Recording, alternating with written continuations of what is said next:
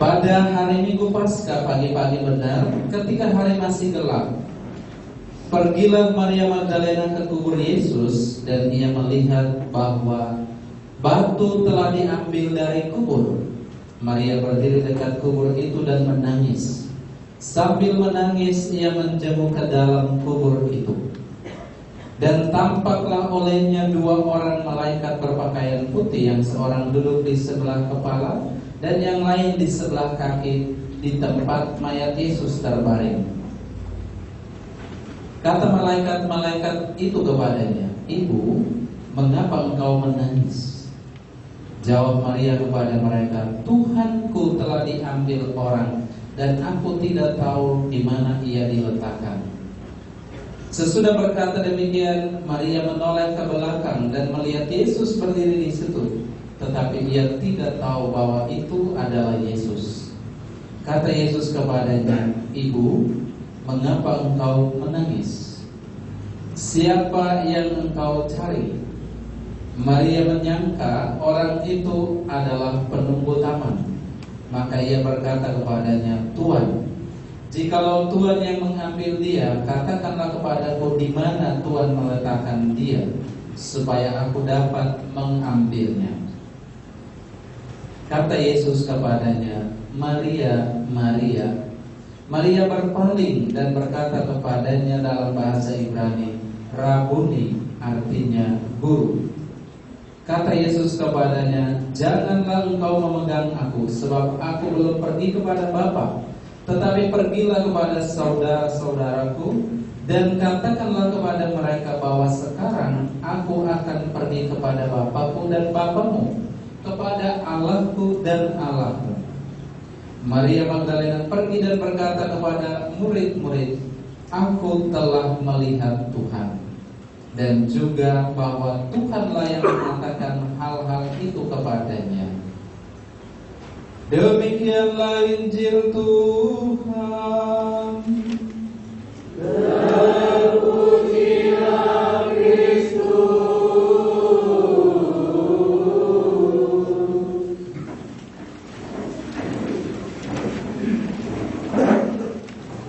Bapak Ibu, saudara-saudari, kaum muda, remaja, anak-anak semuanya, sekali lagi selamat sore semua. Shalom. Shalom. Shalom. Shalom. Kok lemas sih? Makanya. Saudara-saudari terkasih, saya menyampaikan satu dua pikiran untuk kita semua pada pesta pelindung Santa Maria Magdalena. Seperti riwayat hidup yang tadi kita dengar, kalau dengar nama Maria Magdalena, orang sudah tahu bahwa wanita ini adalah wanita yang mendapat belas kasih Tuhan yang luar biasa. Ketika orang Yahudi bawa seorang wanita yang kedapatan berzina di depan Yesus, lalu mereka bilang begini, "Guru, menurut hukum Yahudi, orang seperti ini harus dilempari dengan batu sampai mati." Lalu Tuhan Yesus bilang, "Ya sudah, kalau begitu silakan lempar." Yang merasa diri tidak berdosa, dia yang lempar batu pertama. Lalu kitab suci melaporkan mereka mundur teratur. Muntaber itu mundur tanpa perintah. Jadi mereka pergi meninggalkan wanita itu sendirian. Lalu orang menafsirkan bahwa wanita itu adalah Maria Magdalena. Tadi riwayat itu mengatakan kitab suci tidak mendukung, karena kitab suci tidak pernah menyebut nama orang itu. Bahkan wanita yang pada saat perjamuan itu datang meminyaki kaki Yesus dan menyeka dengan rambutnya, itu pun dianggap Maria Magdalena. Lantas sekarang pertanyaan, siapa wanita ini Maria Magdalena? Kitab suci memang tidak mendukung dengan data-data yang baik, tetapi dari apa yang kita dengar, Maria Magdalena adalah dulu latar belakang hidupnya yang penuh dosa. Itu sekarang ketika berjumpa dengan Tuhan Yesus, dia melakukan sebuah perjalanan kembali kepada Tuhan. yang dalam bahasa agama kita sebut pertobatan. Dia melakukan perjalanan itu, dan cintanya yang besar kepada Tuhan, dan Tuhan Yesus juga punya cinta yang besar kepadanya, maka mereka melakukan pengorbanan. Demi cinta yang besar itu, Tuhan Yesus rela untuk mengorbankan dirinya, dan Maria juga mengorbankan segala sesuatu yang ia miliki. Bahkan ketika Yesus wafat dan dimakamkan, Maria Magdalena adalah orang pertama yang pergi untuk mengunjungi kubur Yesus. Sudah sampai di sana, Injil tadi mengatakan batu penutup makam sudah terbuka dan jenazah itu sudah tidak ada di situ. Yesus sudah bangkit, tapi Maria tidak tahu. Maka dia pikir Yesus itu adalah penunggu tahan, sehingga dialog tadi mau menunjukkan bagaimana karena belas kasihan Tuhan kepada Maria Magdalena, maka dia ingin membalas kebaikan dan cinta kasih Allah itu.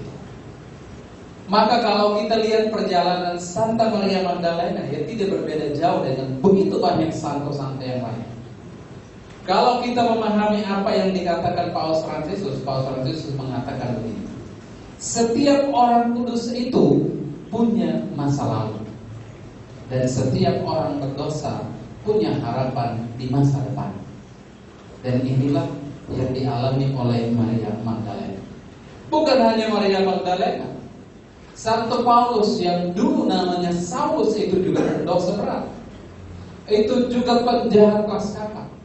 Tapi ketika berjumpa dengan Tuhan Yesus, mereka melakukan perjalanan yang namanya perjalanan kembali kepada asal, kembali kepada Tuhan melalui pertobatan.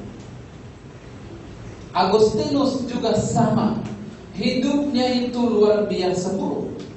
Tetapi ketika doa mamanya terkabul, Agustinus melakukan perjalanan pertobatan dan kemudian menjadi santo di dalam gereja. Jadi benarlah apa yang dikatakan Paus, setiap orang kudus itu punya masa lalu, ya, entah baik entah jahat, ya. Tetapi kemudian mereka mengalami pertobatan yang luar biasa, yang membuat mereka kemudian digelari kudus dan menjadi pendoa bagi kita semua umat beriman.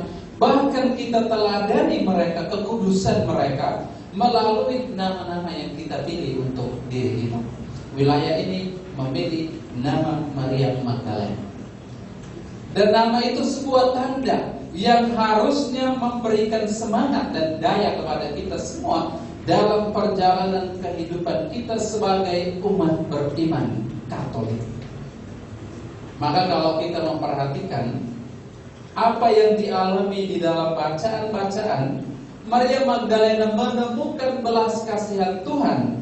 Itu kurang lebih seperti bacaan pertama dari kitab Kidung Agung, mengatakan mempelai itu mencari jantung hatinya. Dia cari kemana-mana, dan kemudian ketika dia menemukan jantung hatinya, kitab suci mengatakan, setelah ku dapat, maka aku akan memeluk dia dan tidak akan dilepaskan lagi. Begitulah cinta Maria yang terpaut kepada Tuhan Yesus, membuat dia melakukan begitu banyak hal untuk menolong dan melayani Tuhan Yesus dalam perjalanan kehidupannya. Ibu bapak saudara-saudari sekalian, tema ini bagus nih. Saya setia mengikuti dan melayani Tuhan. Kita setia mengikuti Tuhan seperti Maria Magdalena, dan setia juga melayani Dia seperti Maria Magdalena. Kadang-kadang kita berpikir dalam hidup, Tuhan menuntut banyak hal dari kita. Tuhan menuntut begitu banyak dari kita, padahal tidak. Tuhan tidak menuntut apapun selain hatimu setia mengikuti dan melayani Dia. Hanya itu. Dan Tuhan Yesus juga memilih orang-orang yang berada di dekatnya. Bahkan kita semua itu bukan orang-orang yang sempurna dalam hidup. Para rasul itu bukan orang-orang pandai, bukan ahli-ahli kitab, bukan. Para rasul yang dipilih Tuhan untuk melakukan karya pelayanan di dalam perjalanan bersama Yesus, itu bukan orang-orang yang S1, S2, bahkan S3. Bukan. Mereka adalah nelayan-nelayan sederhana yang mungkin waktu itu sekolahnya juga nggak selesai-selesai. Mungkin juga waktu itu entahkah mereka bisa membaca apa enggak, saya juga nggak tahu. Tetapi orang-orang sederhana, tetapi hatinya melekat pada Tuhan, maka mereka setia mengikuti dan melayani Tuhan di jalan yang ia tempuh. Dia memilih orang-orang yang sederhana yang hatinya melekat padanya, sehingga meskipun orang-orang ini penuh dengan kekurangan, Tuhan juga tetap setia kepada mereka dalam hidup. Para rasul meskipun dipilih Tuhan, mereka itu bukan orang yang sempurna, bukan orang yang luar biasa di dalam kehidupan. Kita lihat satu lagi.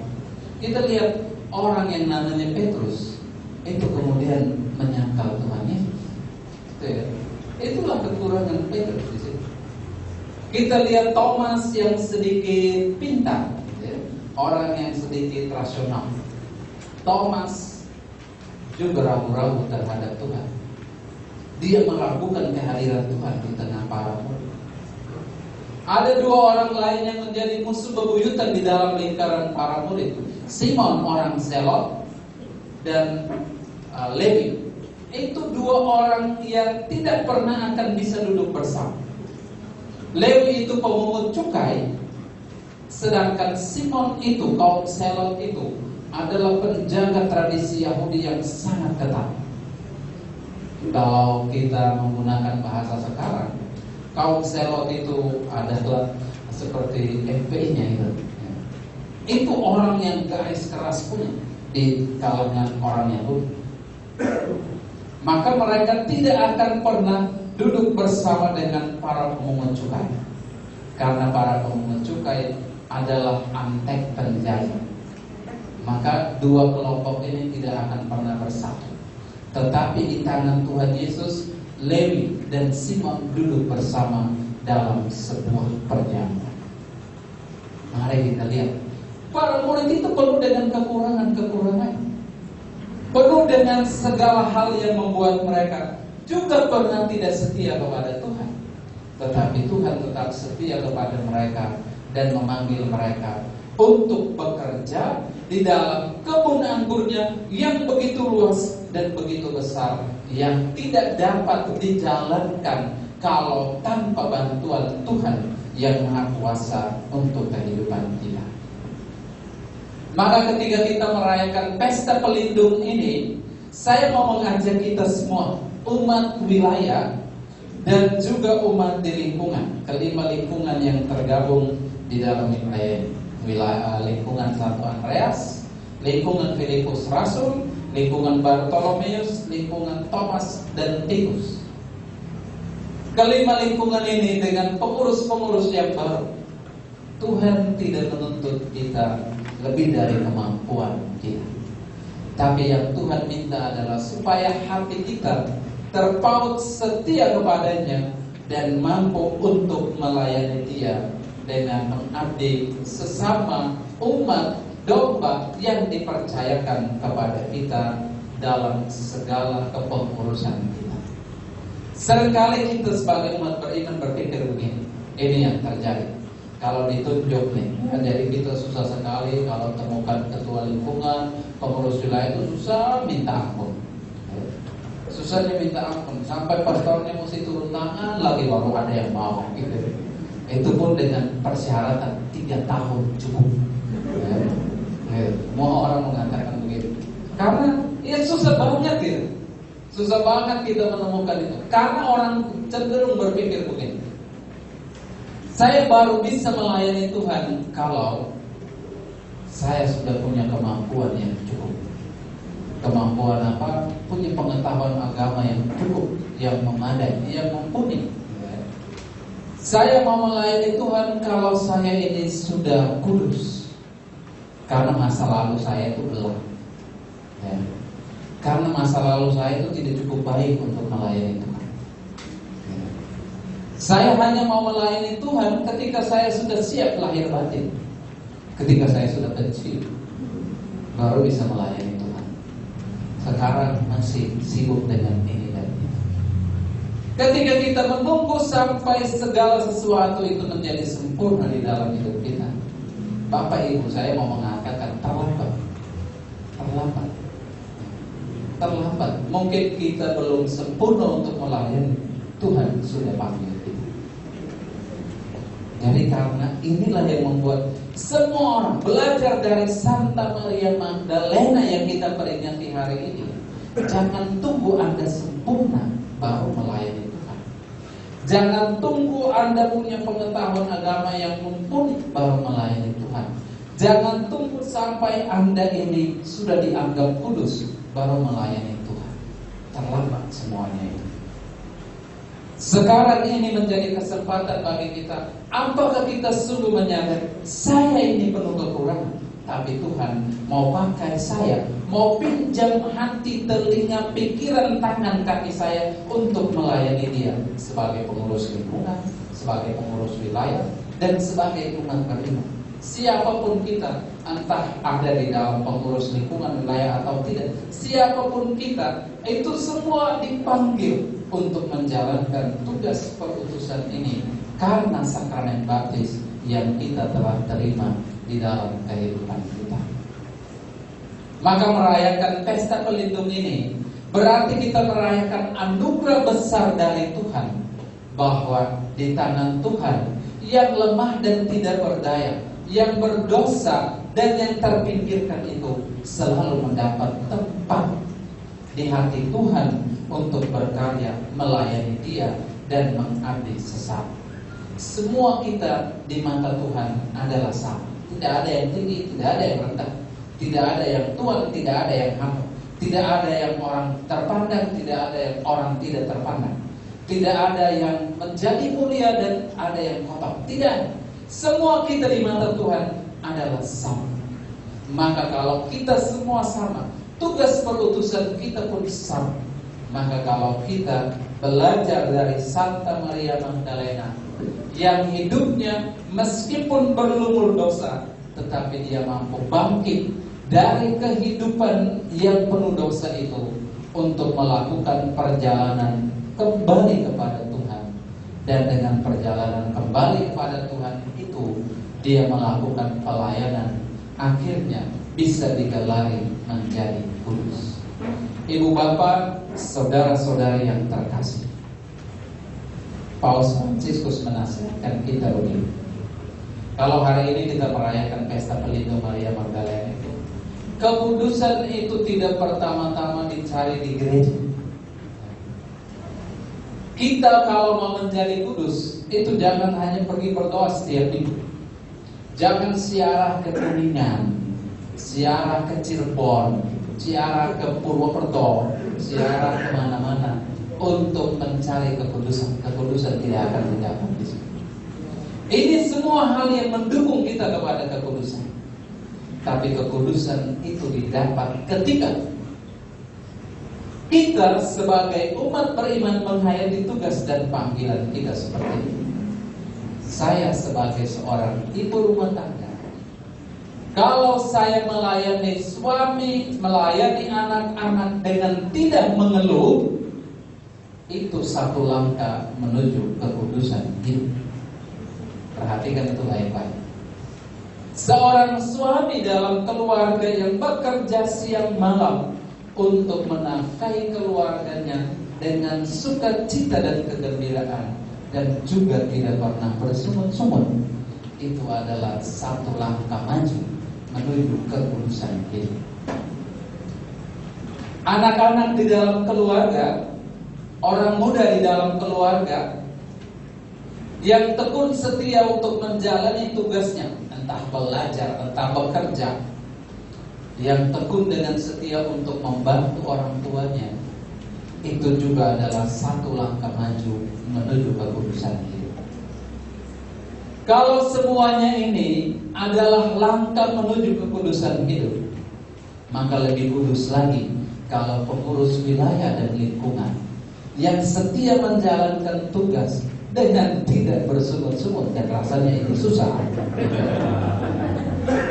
Itu adalah satu langkah maju menuju kekudusan. Ya kan, karena kalau lihat ketua lingkungan mukanya sudah cemberut, oh ini berarti jangan dekat-dekat. Pasti diomelin kalau dekat-dekat. Maka saya ingin mengatakan kepada kita semua pada perayaan syukur ini, mari kita dengan setia dan tekun menjalankan tugas perutusan kita sebagai apapun. Ini memang sulit dan berat, tapi tidak mustahil untuk kita jalani di dalam kehidupan. Amin. Amin. Gitu dong. Jadi kita menghayati hidup dan panggilan kita itu dengan enak gitu. Orang datang ke perayaan lingkungan itu tidak dengan cemberut, tidak dengan muka muram, gelisah, resah, khawatir gitu. Tapi orang datang merayakan dengan sukacita, meskipun di tengah kelelahan, meskipun di tengah pergumulan, meskipun di tengah kesulitan. Maria Magdalena mengajarkan kita arti dari perjalanan kembali kepada Tuhan melalui cara hidupnya. Maka inilah yang menginspirasi kita untuk menjalankan seluruh tugas perutusan kita dengan baik. Mari kita sadari, saya orang yang lemah, orang yang tidak berdaya, orang yang rapuh di hadapan kenyataan hidup yang pahit dan keras. Tetapi karena kuat kuasa Tuhan yang saya alami, maka saya ingin untuk menjadi bagian dari perjalanan pewartaan kabar gembira Kristus kepada umatnya. Mari kita berdoa, semoga kita semua senantiasa dijiwai oleh semangat Santa Maria Magdalena. Tuhan memberkati kita semua.